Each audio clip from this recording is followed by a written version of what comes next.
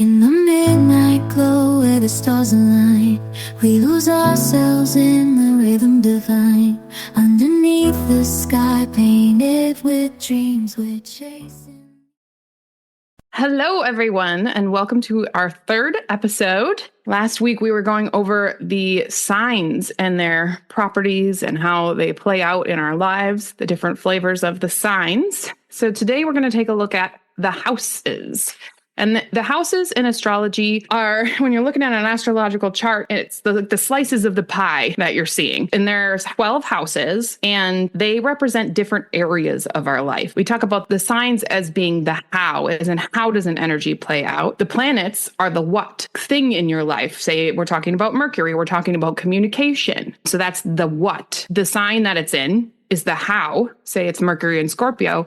It's going to be someone who likes to talk about deep things and, really finds their transformation through communication. And then the where is the house. Where does that play out in your life the most? Where do you communicate in that way the most? And say it's in the sixth house. Well, that's your house of work, the way in which you work. So you're likely to be someone who wants to communicate for work, something like a podcast, for instance, as just a basic example. So we're going to talk about the houses today. Jody, do you want to jump in and talk a little bit about the different house systems before we get to it? Yes, I think we'll probably just stick to the most common ones because there's actually a lot more house systems than I ever thought there was. So if you go into any of the free chart creators like astro.com and you drop down the house, this drop down, you'll see a lot. The most popular, the way I learned it, and I believe the way Mari learned it, is Placidus. Then second runner up is whole sign houses. Okay, and the third would be the Koch system. This was really confusing for me in the beginning. I wanted to know the right house system to use. I don't know if you had that in your head or not. I relate to this so much. It was painful. When I found this out, I wanted things to just be really cut and dry and really simple, like it is with the signs and, the interpretations. That is pretty well understood and universal. And I too was looking for the right way to do this and quickly realized there are multiple right ways. It depends on what you're shooting for. So absolutely agree. It was one of the most frustrating things when I first started learning about astrology and then discovered there's multiple house systems. I was like, why does this have to be so complicated? Yes. But Placidus, go ahead. I was just going to say Placidus gives you typically a blend of a couple different signs and sometimes more than two, sometimes three signs in a house. And whole sign is the house starts at the beginning of the sign and ends at the end of the sign. So each sign fills up a house. So there's not multiple signs in one house. What I love about Placidus system is that it just gives more context, more to the story, more to the flavor of the house in my experience. So although it was a little confusing, I learned Placidus, and I don't know how deep we want to go into this, but if you have Sagittarius on your house cusp, which is like the beginning of the house, and then you also have Capricorn in there, and let's say it's your fifth house. If somebody says, what is your fifth house? You would say Sagittarius because that's the sign that is on the cusp. Now, when interpreting, you would still roll in that Capricorn flavor. I think that was one thing that really confused me at first. I was like, what? Yeah, absolutely agree. And you're right. You would place most importance on the house ruler, we call it, when it's on the cusp. That is the house ruler, like that's Sagittarius. So primarily, we're going to be talking about the flavor of that in that house. However, we do take in Placidus into account if another sign is within that house. It adds nuance, specifically when it comes to psychological astrology, which is what Jody and I both really lean on for the most part, looking at natal astrology. So kind of the argument for the two different houses is there's been a big resurgence of whole sign recently, Chris Brennan being one of the astrologers who really has spearheaded the movement towards whole sign. And speaking of it as it's the original way, the traditional way from ancient astrology. This is the way they did it. And as Jody said, each sign is exactly 30 and house is exactly 30 degrees. Each sign takes up 30 degrees in the sky. The house takes up the exact same 30 degrees. There is no crossover. And we both have found that can be a house system that works really well for when you're looking at transits. But from a natal perspective, there is just something really beautiful about and precise about Placidus when it comes to the personality, the core personality of a person and what they're bringing into this life. And that nuance really helps tell the story of a soul. And that's where I have landed and Jody has landed primarily. So in this podcast, when we're looking at charts, we're going to be looking at Placidus for the most part. Every once in a while, if we feel the need to pull up a whole sign chart when it comes to transits, we'll definitely do that. But we are primarily working from Placidus. And if you want to know more about the house systems, there's just so much information online. You could research yourself into more confusion, which is where I ended up. But there's definitely a lot more information about house systems if that's something you find yourself curious about. But we'll wrap up that part of it for now and get into the houses and what they mean. Jody, if you want to start us off with the very first house, and the cusp of the first house is going to be where your rising is always. That's the ascendant. Yes. And the first house is the self, your identity, first impressions. This is the house of you, your personality, how others see you, how you show up in the world. It speaks your personality style, your physical body, and first impressions. So to me, someone with a lot of energy, so a lot of planets in their first house, is typically someone who is working on the self, and also a lot of times in any sort of career or workforce where you're working with the body, healthcare, chiropractic, just somebody who is a really healthy person who puts a lot of importance on the body and health and exercise and food, things like that. Yeah, definitely. I love that, actually. And I would say, too, the highest expression of the first house is someone who is confident, they're self-aware, they have embodied presence, and a healthy autonomy. But also, each house has its dysfunction or its shadow expression if it is not in an evolved state. And in this case, someone with maybe a lot of placements there or a dysfunctional first house could have over-identification with their ego or their persona, or on the opposite side, self-neglect, insecurity, or over-assertion. So those are kind of like the full range of ways that can express itself. Yes. And I didn't mention that the first house is flavored with Aries. Again, this is where it can kind of get a little bit overwhelming because each house has a zodiac sign that rules it and a planet that rules it. So that first house is always going to be Aries with a little bit of fire element. You layer on top of that whatever is landing in your first house. So if Gemini is landing in your first house, then Gemini is the flavor or the ruler of that house. And I'm an elements person, so pulling in the element of air. So you get to definitely push all that together.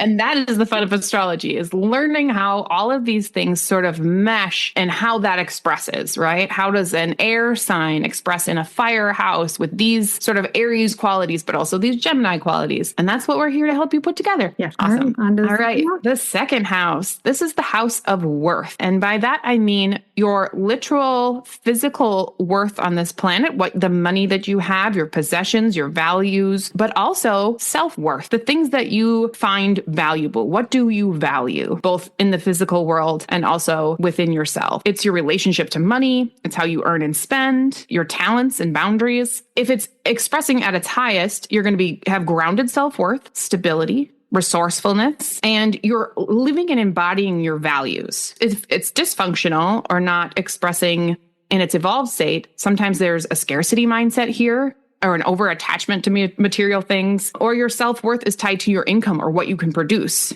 Instead of knowing that your worth is intrinsic simply for being, you attach that worth to what you can make and provide. Yes. And I would add in that it's ruled by Taurus, and it's really kind of reveals how you earn your income and what makes you feel grounded. And I love the reminder that this is also about your self-worth. So we think our values and our self-value, a lot of times the focus is really how you make your money and your values versus your self-value. I think too that in our society, particularly here in the States, and really worldwide, but particularly in the States, there has been a strong emphasis on what you have to show for yourself is your worth. Really, we have this kind of societal pressure that really places that narrative in our minds of what you can show for is your value or your worth. And I think that this is a house where a lot of people find themselves working on, and there's a stress point there around that. So knowing the sign of your second house and being able to work with that energy to really build your self-worth is really important. All right, on to the third house. I'm up. You're up. So the third house is, surprise, the Gemini house, all about communication, learning, siblings, neighbors. It's kind of crazy, all the different things that each house represents. So it's really how you think, how you express yourself. This house governs how you speak, how you learn, how you write, how you connect with those who are close to you. It's also associated with early education, siblings, and short trips. Anything else you want to add? Yeah, actually, I was going to say that there's a couple houses that feel very straightforward and they're pretty simple and they're kind of about one or two things. And then a few houses where we just start throwing all these words at you. Well, it's also about this and it's also about this. Right. And yeah, the third house does have a lot going on. It's communication and like all the things you said. It's, writing, something like podcasting would sit within the third house as well, because it's broadcasting, it's journalism, that type of thing. And the third house, when it is expressing in its evolved state, is someone who is curious, a clear communicator, mentally agile, and connected, really connected with others. There's that sense of, when you said your local, your community, your neighbors, it's really connection in your day-to-day life that's happening in the third house. And when it's in its dysfunctional state, it could be expressing as scattered thinking, gossip, overthinking, living in the mind, because this is the house of the mind, or shallow communication, which I kind of would put in with that gossip area as well. So just things to be aware of. All right. The fourth house is the house of home. And this is the house of Cancer, also ruled by the moon. This is your roots, your ancestry, your foundation in the world, your home of origin. It's also your emotional foundation, your family, your inner sanctuary, your childhood, your private life, and emotional needs. There's a lot here that is subtle. On the more obvious side, it's your literal home, right? Your home life, your life within the home. But there's kind of a internal and under the surface flavor with this house, because think about it as like what happens behind closed doors, right? What happens within your home isn't necessarily the way that you express out in the world or what everyone sees and knows. So there is a bit of a psychological bent towards the fourth house. And when it's expressing at its highest, it's someone who is deeply rooted, they're emotionally attuned, they're secure and nurturing. And when this house is kind of dysfunctional, it could be emotional suppression, fear of vulnerability, or avoidance of intimacy. And a lot of times when we see difficult things in childhood or the way someone was raised, it'll show up in this house in one placement or another. You have anything to add to that? I would just add that because it's ruled by Cancer and Cancer is ruled by the moon and the moon represents the mother, that it also can represent the mother, the home. So if you have your moon in your fourth house, that tells the story. Yes. It tells a story around the mother specifically. The importance of the mother. Yeah. Mm-hmm. Absolutely. All right. The fifth house. This is what I like to call the fun house. Mm-hmm. It's creativity, it's joy, it's romance, it's children. It's ruled by Leo. Good old Leo. Yes. Leo, which is ruled by the sun, rhymes with fun. So it's what lights you up. It's what brings you joy. It's your self-expression, your play, your love. So this is your hobbies, all the way to romance, children, creative projects. This is the house that you look to for like who you're going to date is shown in your fifth house versus who you're going to marry possibly is in your seventh house. So again, one of those houses that is flavored with a lot of different themes. Yes. Definitely. And there's that creativity and self-expression and all of that there. And then we bring in children as well. But think of creativity, create, right? Children are literally something that we create. So that's why children end up in that house as well. And the playfulness, the inner child, right? The house of play and fun. And when you're really tapped into your inner child, you can access that place a lot easier. So that's how that children kind of ties in with that house. So yeah, like you said, the house of romance, it's how you play, how you flirt, how you create. And when it's expressing at its highest, you are inspired, generous, like I said, tapped into that inner child, creatively alive. And when it's in its dysfunctional state, It's someone who is attention seeking, potentially. They're needing affirmation, all of their affirmation from an outside source. There's fear of failure, creative blockage a lot of times, over identifying with ego or performance. So those are some shadow things that can come up in the fifth house. And I just wanted to add also with children. So if you're looking at a chart and people are asking about them having children, the fifth house would be a house that we would look at to kind of not only see about just children in your life. So one thing about the fifth house is it will tell you about children personally if you're asking about that. But again, if you don't have children or if that's not what you're looking at, then it's going to go back to that inner child, that play, that creativity. I mean, if you think about children, one thing they do is they teach us to be present and to have fun. Yes, absolutely.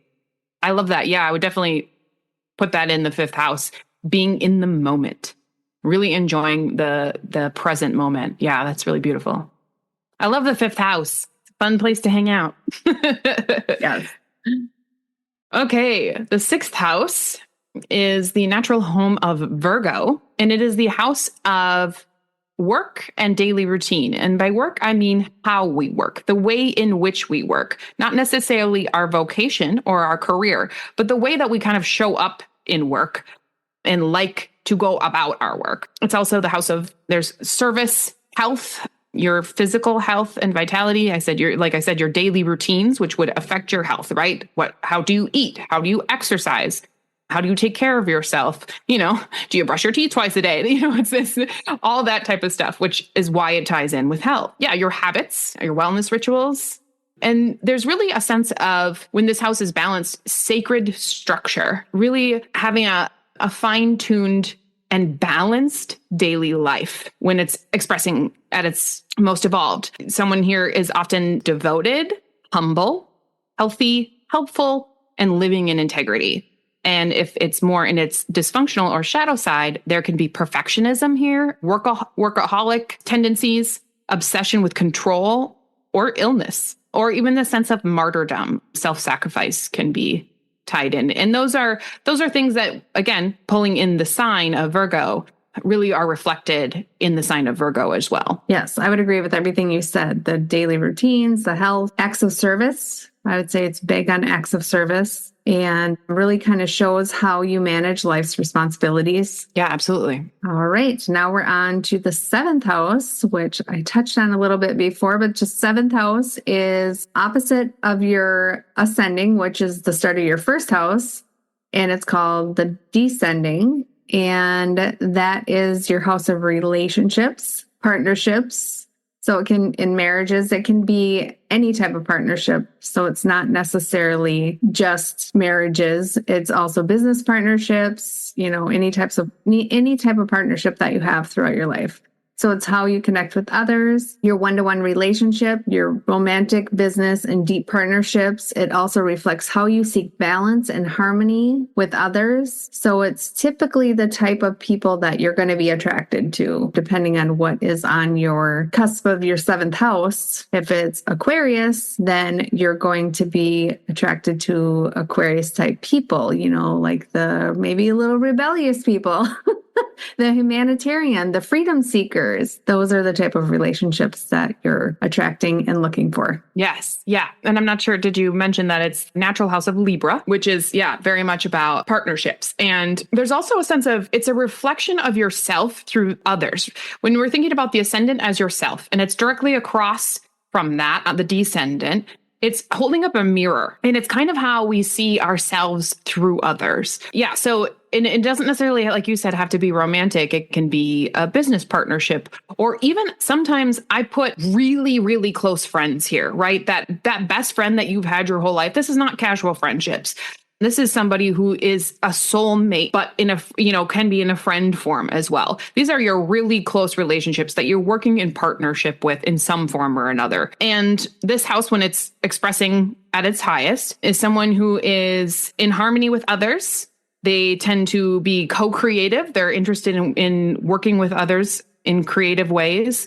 They're fair. They're deeply committed to their partnerships. And sometimes when it's in its dysfunctional state, it's someone who is possibly codependent. There's a fear of being alone. Sometimes there's a loss of their own identity within another or projecting onto another. Those are just a few ways that it can express along the spectrum. Yeah. And the 8th house, which is the natural home of Scorpio, is called a couple different things. I like to call it the house of alchemy, but I will get into more of what that means. So this is one of those houses that has a lot going on. So this is also one of the houses that kind of confuses people at first because there is so much going on. They're like, okay, which thing is it? And it really is all things. It is the house of death, rebirth, sex. And by sex, I don't mean sex for fun, sex casual. That's going to be in the 5th house, right? When you're just, I'm just dating for fun and, just kind of a fling thing. That's not happening in the 8th house. The 8th house is like a true soul union. And sex in almost a spiritual way, in a transformative way, where you are merged with another person on a really deep level. That would and really committed. This is like basically if you think of the 7th house as partnership and marriage, think of that as like the honeymoon part of your marriage, right? And then when you get into the nitty-gritty of like committed relationship, it feels like it lives in the 8th house because you've reached that level of depth. There's a lot of depth in the 8th house. Transformation. This is also the house of shared resources. So again, let's think marriage, right? You're sharing your resources with this person. But sometimes you can also think about like a business partner you share resources with, and maybe you have a contract with someone else that can show up in this house as well. Soul bonds is one thing I like to think about here. Also inheritance. So it's other people's money shows up here, right? So shared money, inheritances, which again, it seems so separate from all of this transformative, death and rebirth, going into the underworld and like, our deep psyche. It's all contained within this one house. There's deep healing work that happens here, psychology, the occult, different practices like that. So we're looking at kind of the taboo subjects, right? Death, sex, and money, if you will. So this is a house that's asking you to confront your shadow and your fear to become empowered and whole. Someone who's expressing this in a really evolved way, they are courageous, they're magnetic, they're powerful, they're emotionally transformative and spiritually resilient. They are steadfast. They've done the work. In other words, someone who's expressing this house at its highest has really done the deep soul work. And a few ways that it can be in dysfunction, someone who's really controlling, emotionally manipulative. Maybe they avoid vulnerability. They avoid going deep and doing that deep work. Or there's this fear of loss, because again, it's this, you do often lose what you have in the 8th house, but what you gain, that death and rebirth, what you gain on the other side of that loss usually is a much more evolved state. It's meant for transformation and growth, this house. Yes. The only thing I would add is, I'm not sure if you said it, but it's ruled by Scorpio. Yes. Yep. Which really mirrors a lot of those things. Pretty much everything you described is Scorpio. All right. On to the 9th house. This is the house of beliefs, wisdom, long distance travel. So opposite of that was the 3rd house, and I had mentioned that was short distance travel. Well, the 9th house is long distance travel, and it's all about expansion. It's ruled by Sagittarius. So it's the house that relates to your higher education, spirituality, long distance travel, the big picture thinking. It shows where you seek truth, meaning, and adventure. So again, maybe it's just the fire houses that I like, but I think this is also, it's a really fun house. Fun, yeah. Yeah. Definitely. Yeah. So people who like to travel, people who travel a lot tend to have some planets in their 9th house. People who have gone on to get lots of higher education also tend to have some energy in this house. And beliefs, when we say beliefs, it can be spiritually, religiously, any type of beliefs. It's not really focused on one area or the other. It's just about what our personal beliefs are. Yes. Yeah. Your personal belief system. Yeah. And so we include religion in there. And specifically, I bring up religion because when we get to the 12th house, we talk more about spirituality, and we'll get there. But when you think of organized religion, it definitely sits in this house. Organized and higher education. And also, like you said, there's an expansion in this house It's very expansive, and it's the broader, wider world. Expand your mind, expand your worldview, expand your horizons, literally all of those things. So sometimes it's higher learning through going to other cultures, long distance travel to other cultures in order to expand your worldview. Yeah, it's a super fun house. I'm a Sagittarius, so of course I love the ninth house. When it's expressing at its highest, it's someone who is wise, open-minded, deeply connected to their purpose and to meaning and divine order. There is a sense of, a spiritual, like I said, there's a religion connection to it, but it's really whatever your belief system is. And when it's not functioning at its highest and best, there can be dogmatism. Yeah, like I said, organized religion, which often comes with dogmatic, very rule, structure, emphasis. There can be escapism, wanted to run away to foreign lands when things get dicey at home. You're like, I'm out. Arrogance, restlessness, and spiritual bypassing. Those are all things that can be on the shadow side of that house expressing. All right, the 10th house.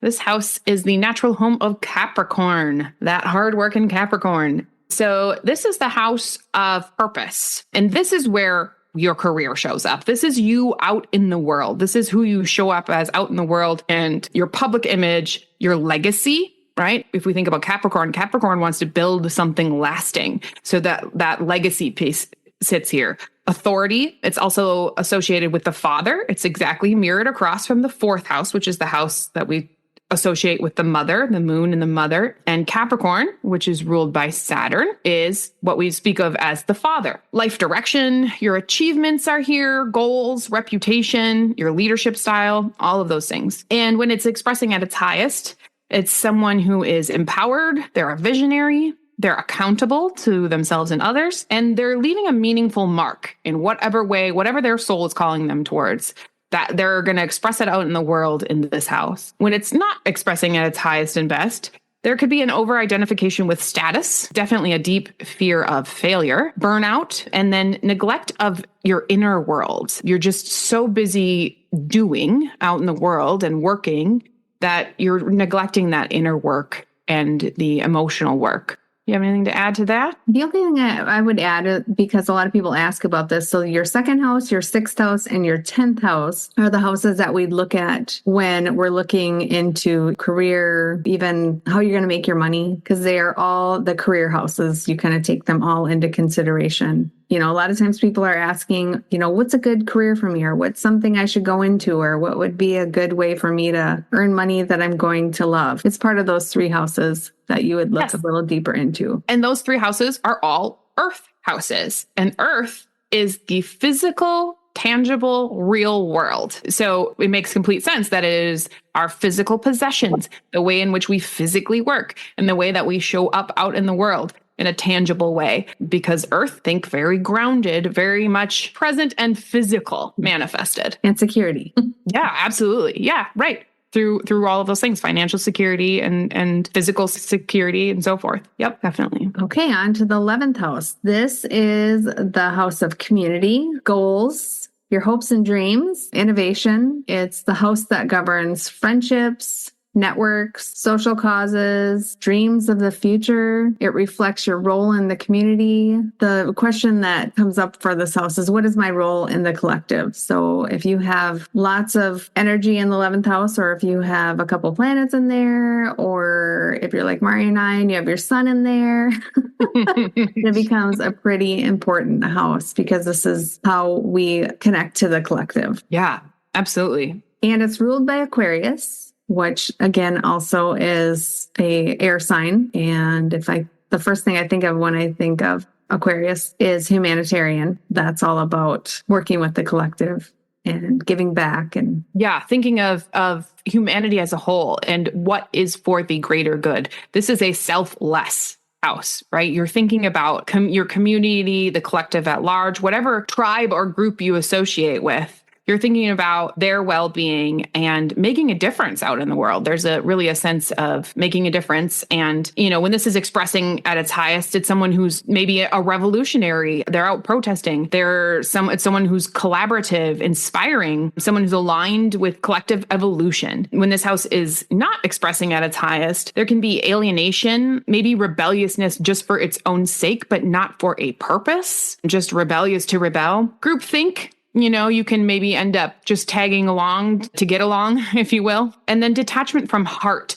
If you don't bring in the gifts of Leo, which is the opposite in the 5th house, that really heart-centered piece of yourself out into the collective, sometimes there's a detachment that happens when it's not expressing at its highest. And that kind of comes also from Aquarius. Aquarius is a little bit, how do I want to say that? Averse to strong emotions sometimes. It's overwhelming for an Aquarius.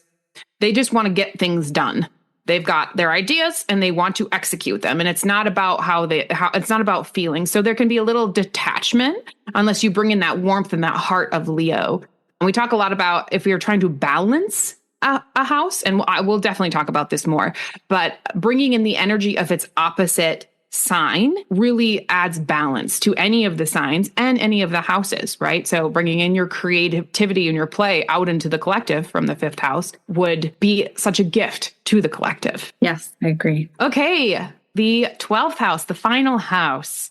And this house is the natural home of Pisces, beautiful Pisces. This is the house of spirit. So this is also one of those houses that gets complicated and complex. There's a lot that happens here. And this is one of the water houses. So the 3 water houses are the 4th, the 8th, and the 12th. And water is our emotions and it's our psychological self. It's our inner world, even our subconscious. And that particularly is true of the 12th house. So sometimes we are not even aware of what is happening in our 12th house. It's a little elusive to even ourselves, unless we've done the deep, deep soul work, because we're talking about the subconscious. So it's the house of mysticism, dreams, the unconscious, like I said, surrender, endings, solitude, think meditation, going within, right? In solitude, deep inner work. A lot of times there's hidden patterns here, collective karma, spiritual connection and oneness with all things. But also sometimes what can show up here is mental health things or incarceration sometimes is associated with the 12th house. So it really has a broad spectrum of expression. But really, we're talking about what is behind the veil, if you will. And it's associated with Neptune, which is that very ethereal, dreamy, spiritual, and sometimes elusive energy. When someone is expressing this house at its most evolved state, they're someone who's compassionate, they're spiritually attuned, deeply wise, probably a little mystical. And when it's not functioning at its highest and best, there is escapism is a big thing here, addiction, martyrdom, victimhood, illusion, or self-sabotage. Those are things that can show up with 12th house dysfunction. Do you have anything to add to that? Yes. I would also want to add that it's kind of, I think you mentioned it was a hidden house, but if you have planets in there, they can be not as easy to access the energy of those planets. So you have to be more intentional about it. And if you are somebody who has planets or a few planets in the 12th house, you tend to be somebody who needs that time to recharge alone. They need their alone time. They need to be able to go home and just recharge by themselves. They may be able to go back out and go out into the world and face everybody again, but they definitely need that time to themselves to recharge. And ultimately, I think the lesson is spiritually, they need to really tap into their spirituality. The 12th house is hidden in the sense that sometimes it's even hidden from you as the person. If you have those planets in the 12th house, like you're just not aware of it, which makes astrology even more amazing because then when you become aware of it, you can fix it. Yes.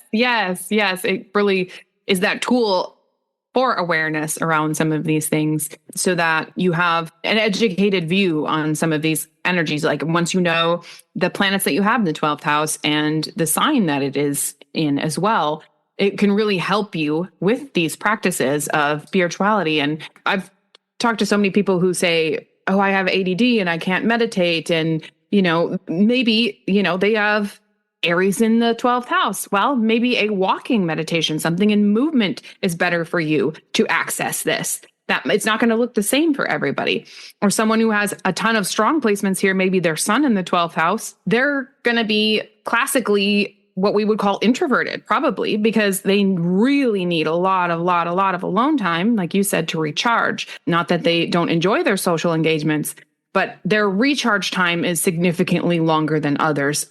They need that alone time to reorganize, refresh, and go back out into the world. Agree. Yeah, so that sums up the 12 houses. You know, as always, there's so much more we could say. I find myself holding back because I want to get into I like the depth and breadth of astrology. I get so excited about all the little details, but we're trying to give you as much as possible the basics so you really understand the core principles behind these things. And the meanings are the same regardless of what house system you're using. So if you're kind of getting yourself confused on like, well, I'm not sure where to go with this. If you're learning the houses, their flavor is their flavor, and it doesn't really matter whether you're looking at whole house system, Placidus, Koch, or any of the other ones, because the meaning of the 10th house is still going to mean career, your public life, your reputation. Yes. And I don't think we mentioned why Placidus has irregular sized houses.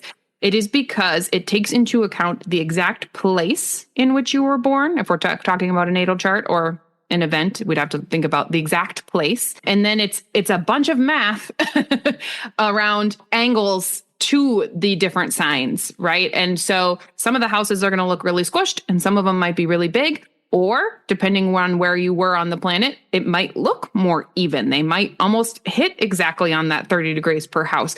It changes depending on the time and the place that you are calculating that chart from. So I personally could not, I don't know the complicated math thank God we have computer programs and that do this for us now. But there's a lot of math involved in how the houses are calculated in Placidus versus whole sign. Just like I said, it's taking exactly 30 degrees for the sign, exactly 30 degrees for the house, keeps it very simple. So one is more mathematical based on geography and exactly where you are. And the other one is just taking into account the signs and placing the houses there. A reference book, if anybody's looking to get started with the houses, this is called The Book of Houses, and it is a wonderful book by Robert Cole and Paul Williams, and it takes you through the astrological guide to the harvest cycles in human life. So this is a fun little workbook that will walk you through on your chart how to figure out your cycles for the year, and then it gives you a breakdown of what that means. Yeah, I love that. If you want to go deeper on the houses, because there really is, like I said, so much more we could say about each of the houses and how they express in a practical way. And that's one thing that I really like to talk about as much as possible, instead of just kind of throwing out generic terms.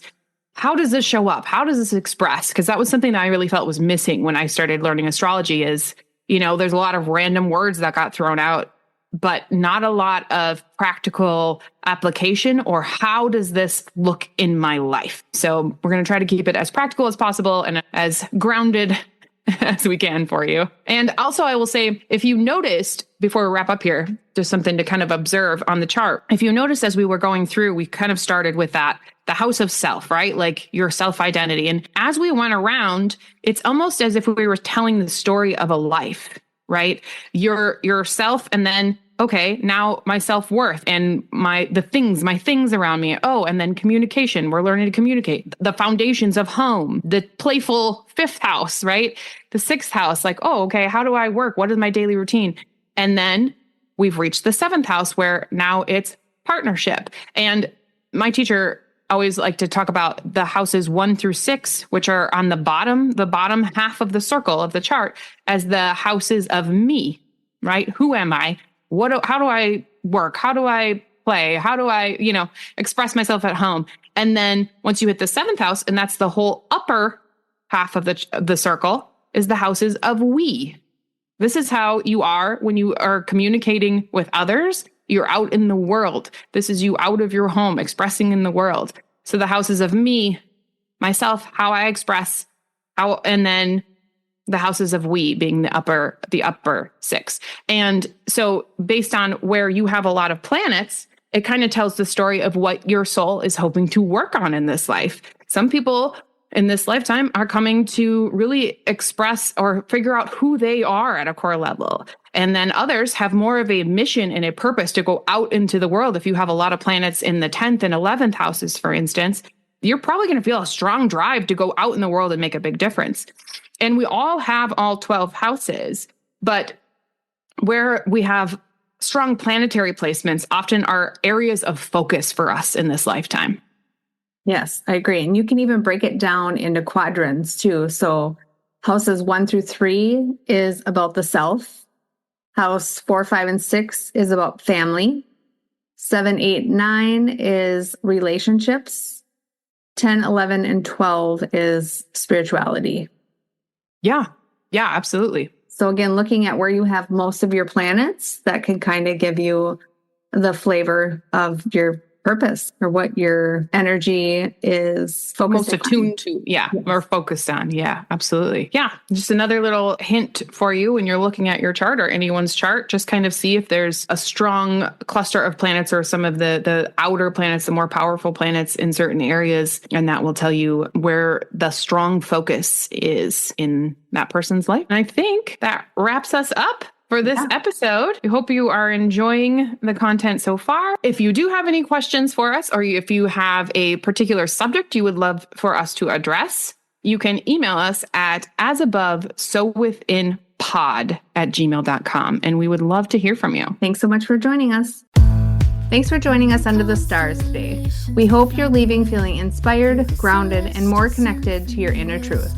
And if you loved this episode, we would be so grateful if you would subscribe, leave us a review, and share it with someone you love. If you're ready to explore your soul's path through psychological, evolutionary astrology, and personal astrological coaching, you can find Mari at yoursoulpurposeastrology.com or follow her on Instagram and Facebook at Your Soul Purpose Astrology. And if you're ready to illuminate your birth chart and explore how essential oils can support your emotional and energetic alignment, you can find Jody at earthandskyessentials.com or at Earth and Sky Essentials on Facebook and Instagram. And remember, your soul is always guiding you. The magic starts within.